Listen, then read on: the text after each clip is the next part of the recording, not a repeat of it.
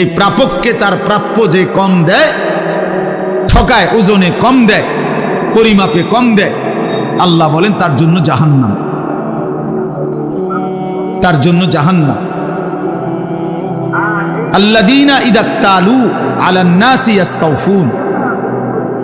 আল্লাহ ব্যাখ্যা করে দিতেছে এই তাতফীফ বলতে কি, আল্লাহ নিজেই বুঝাই দিচ্ছে যে এরা হচ্ছে সেই মানুষ যারা নিজেরা যখন নেয় পূর্ণ নেয়, ওয়া ইযা কালুহুম আও ওয়াজানুহুম ইউখসিরুন, কিন্তু অন্যকে যখন মাইপা দেয়, অন্যকে যখন দেয় তখন কমায় দেয়। নিজে নিলে পূর্ণ নেয়, নিজে নিলে 60টাতেই সবসময় হালি, অন্যরে দিলে মাঝে মাঝে 3টাতেও এক হালি। ধরা পড়লে বলে ভাই বেখেয়াল হয়ে গেছে, ভুল হয়ে গেছে। আমাদের গ্রাম অঞ্চলে বলে যে যদি বলেন বেখেয়ালে 5টা হয় না, না এত পাগল না, এত বেখেয়াল না, বুঝেন নাই? পাগল হইলেও এত পাগল না যে 5টায় এক হালি গণব, না না 3টায় গণন যায়, কিন্তু কি হয় না 5টায় গণেন।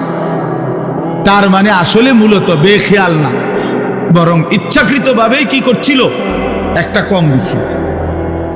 এই মুতাফফিফ ওজনে কম দিল।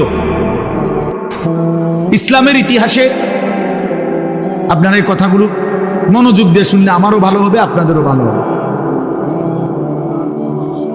ইসলামের ইতিহাসে আল্লাহ তাআলা কতগুলো জাতিকে পৃথিবীর ইতিহাসে চূড়ান্ত আযাব দিয়ে একেবারে পুরা কওম, পুরা জাতি ধ্বংস করে দিছে।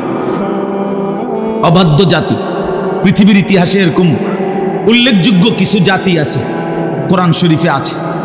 বিশেষ করে যেমন নূহ আলাইহিস সালামের কওম, যাদেরকে আল্লাহ তাআলা পানিতে ডুবাইয়া একবারে পুরা কওম শেষ করে দিছে। হযরত হুদ আলাইহিস সালামের কওম, কওমে আদ, এদেরকে আল্লাহ তাআলা ঝড়ো বাতাস দিয়ে পুরা জাতিকে ধ্বংস করে দিছে। হযরত লূত আলাইহিস সালামের কওম, সম্প্রদায়, এদেরকে আল্লাহ তাআলা জমিন উল্টায়া জিন্দা মাটির নিচে, সাতবক জমিনের নিচে ফেলে আশ্রয়া শেষ করে দিছে পুরা জাতি। হযরত সালেহ আলাইহিস সালাম কওমে সামুদ, আল্লাহ তাআলা এদেরকে, এই নবীর জাতিকে ফেরেশতার বিকট চিৎকার দিয়ে, মানে একজন ফেরেশতা ফজরের ওয়াক্তে আসছে ওই কওমের উপরে, এসে একটা চিৎকার মারছে, একটা চিল্লানি দিছে ফেরেশতা, একটা বিকট আওয়াজ, এক আওয়াজে পুরা কওম একেবারে কোলের বাচ্চা, পেটের বাচ্চা, জোয়ান বুড়া উপুর হইয়া পইরা এই ঘুমন্ত অবস্থায় জীবনের তরে শেষ হয়ে গেছে। কোরআন শরীফে আছে। আরেকটা জাতি উল্লেখযোগ্য, শুআয়ব আলাইহিস সালামের কওম। শুআয়ব আলাইহিস সালাম হযরত মূসা আলাইহিস সালামের শ্বশুর। এই শুআয়ব আলাইহিস সালামের জাতিও অবাধ্য ছিল। আল্লাহ তাআলা এদেরকেও ফেরেশতার বিকট চিৎকার দিয়ে ধ্বংস করে দিস পুরা কওম। এখন আমি কি বলতে চাই? আমি বলতে চাই এই প্রত্যেকটি অবাধ্য জাতির চূড়ান্ত এই ধ্বংস যে আল্লাহ করে দিল, এই প্রত্যেকটি অবাধ্য জাতির একটা বড় অপরাধ ছিল বিশেষ। অন্যান্য অপরাধ তো ছিলই, কিন্তু বড়সড় একটা বিশেষ বিশেষ পাপ ছিল। এর মধ্যে একটি জাতি যাদের নাম বললাম, শুআয়ব আলাইহিস সালামের কওম, কওমে শুআয়ব। নবী শুআয়ব আলাইহিস সালামের কওম আল্লাহ তাআলা ফেরেশতার এই বিকট ধ্বনি দিয়ে ধ্বংস করে দিয়েছেন। এদের সবচেয়ে বড় অপরাধ ছিল, পাপ ছিল, এরা ওজনে কম দিত। এইটা এই নবী শুআয়ব আলাইহিস সালাম জাতিকে হাজার হাজার বার, লক্ষবার এই কথা ঘুরে ঘুরে বলছে, আউফুল কাইলা, তোমরা ওজন পূর্ণ করো, কমাইও না। ওয়ালা তানকুসুল মিকিয়াল, হে আমার জাতি ওজনে কম দিও না, ওজনে কম দিও না। ইন্নী আখাফু আলাইকুম আযাবা ইয়াউমিন আযীম, আমি তোমাদের উপরে এক ভয়ঙ্কর ভয়ঙ্কর আযাবের ভয় পাচ্ছি, তোমাদেরকে আল্লাহ ধ্বংস করে দিবে। শেষ পর্যন্ত আল্লাহ ধ্বংস করে দিয়েছেন।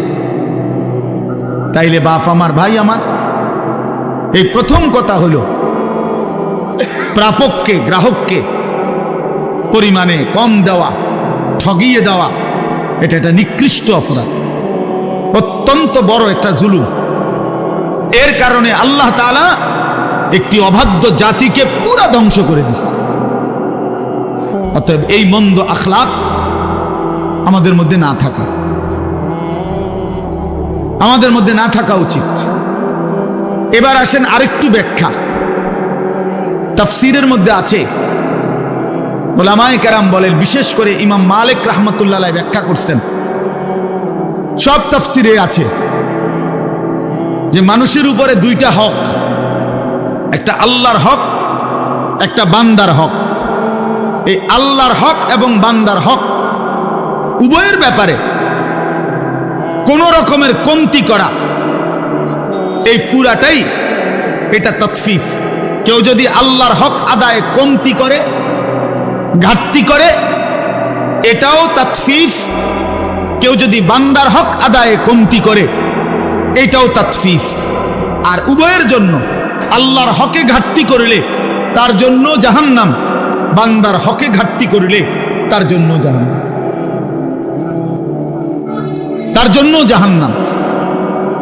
এজন্য এক মুমিন, এক মুসলমান জাহান্নাম থেকে বাঁচতে এটা গুরুত্বপূর্ণ, আল্লাহর হক পূর্ণ করা, বান্দার হকও পূর্ণ করা। ইমাম মালিক রাহমাতুল্লাহি আলাইহি বলতেন, লিকুল্লি শাইইন ওয়াফাউন ওয়া তাতফিফুন। প্রত্যেক জিনিসের একটা পূর্ণ আছে, একটা কমতি আছে। একটা হলো পূর্ণ করা, আর একটা হলো কমতি করা, ঘাটতি করা, তাতফিফ।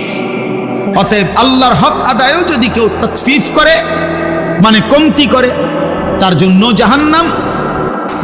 বান্দার হক আদায়েও যদি কেউ কমতি করে, তার জন্য জাহান্নাম। আল্লাহর হক অনেক, আমি শুধু একটা বুঝাইতে চাই। এক ওয়াজে আসলে পুরা দিন বুঝানো তো কঠিন, অল্প একটুই বুঝানো।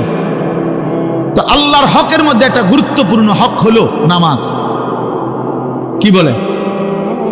নামাজ আল্লাহর হক কি না বলেন? এই নামাজের মধ্যে কমতি করা, ঘাটতি করা, যে বেনামাজি তার কথা না, সে কোনো আলোচ্য বিষয় না। বেনামাজি যারা নামাজ পড়ে না, ওই কোনো মানুষে না, ওরে কোনো কেউ গণা তো ধরে না। কোরআনের দৃষ্টিতে ওই কোনো মানুষ না। রাসূলুল্লাহ সাল্লাল্লাহু আলাইহি সাল্লামের হাদিসের দৃষ্টিতে যার কপালে সেজদা নাই, ওই কোনো মানুষের বাচ্চা না, ওই জানোয়ার।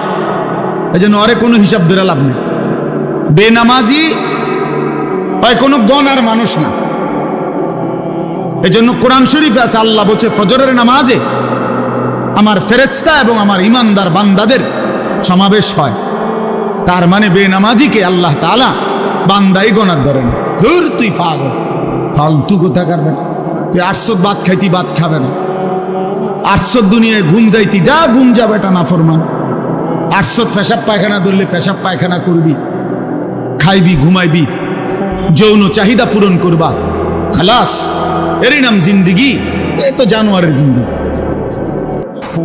এক জানোয়ারও, গরু, ছাগল, কুকুর, বিড়ালও খায়, ঘুমায়, পেশাব পায়খানা করে, যৌন চাহিদা পূরণ করে। এই জন্য গরু, ছাগল, কুকুর, বিড়ালেরও বাচ্চা কাচ্চা হয় না? তাহলে বোঝা গেল তারও যৌন চাহিদা কি হয়? পূরণ। তাহলে এই জন্য নামাজবিহীন জিন্দিগি মানুষের জিন্দিগি না, বেনামাজি মানুষ না। বেনামাজি চতুষ্পদ জন্তু, শুধু এ দুইটা ঠ্যাং কম, এতটুকুই তফাৎ। মূলত যার কপালে সেজদা নাই সে শয়তান, যার কপালে সেজদা নাই সে রাজিম, অভিশপ্ত। যার কপালে সেজদা নাই তার উপরে কিয়ামত পর্যন্ত আল্লাহর লানত। তিনটাই কোরআন শরীফ থেকে বলছে। আল্লাহ তাআলা ইবলিসকে তিনটা কথা বলছে। ইবলিস, তুই আমারে সেজদা দিলি না, আজকের থেকে তুই শয়তান। এর আগে ইবলিসকে শয়তান বলতো না।